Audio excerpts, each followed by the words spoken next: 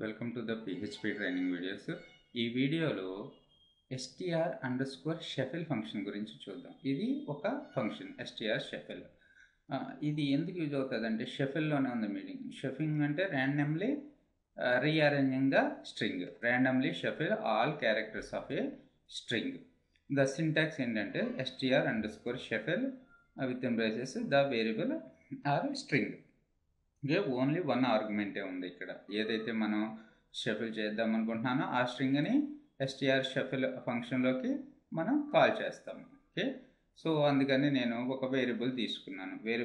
ఆ వేరియబుల్లోకి ఒక స్ట్రింగ్ని పాస్ చేశాను. ఇక్కడ అన్ని నెంబర్స్ ఇచ్చాను, కానీ ఇప్పుడు ఒక స్ట్రింగ్ని పాస్ చేద్దాం. Ram, my string name Ram. Okay, తర్వాత వచ్చేసి ఏదైతే స్ట్రింగ్ని నేను షఫిల్ చేద్దాం అనుకుంటున్నానో ఆ స్ట్రింగ్ని str_ షఫిల్లోకి పాస్ చేస్తున్నాను. str_ shuffle $name. సో తర్వాత వచ్చేసి ఆ షఫిల్ చేసిన వాల్యూని $s నేమ్లోకి పంపుతున్నాను. తర్వాత దాన్ని ఈకో చేస్తున్నాను అనమాట. ఇప్పుడు అవుట్పుట్ చూడండి, రన్. సో RMA ఒకసారి వచ్చింది, MRA, EMR, RAM. ఓకే, ఎన్ని రకాలుగా షఫిల్ చేయొచ్చో అన్ని రకాలుగా షఫిల్ చేస్తుంది. సో ఇక్కడ నేను 0 నుంచి 1 2 3 4 5 6 7 8 9, సో ఎన్ని చాలా రకాలుగా షఫిల్ చేయొచ్చు. అప్పుడు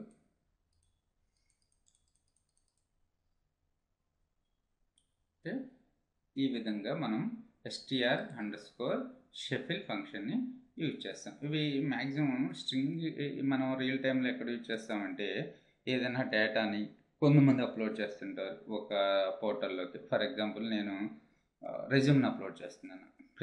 చాలామంది బై డిఫాల్ట్గా రెజ్యూమ్ అని లేకపోతే వెంకట్ రెజ్యూమ్ అని అలా టైటిల్ తోటి అప్లోడ్ చేస్తూ ఉంటారు కదా. సో అంతకుముందు ఎవరైనా వెంకట్ రెజ్యూమ్ లేకపోతే రెజ్యూమ్ అని అప్లోడ్ చేసినప్పుడు ఆ రెజ్యూమ్ ఈ రెజ్యూమ్ మ్యాచ్ అయిపోతుంటుంది. అంటే ఒకటే డేటాబేస్ పాత్ ఉంటాయి, అంటే ఒకటే ఫోల్డర్ పాత్ ఉంటాయి.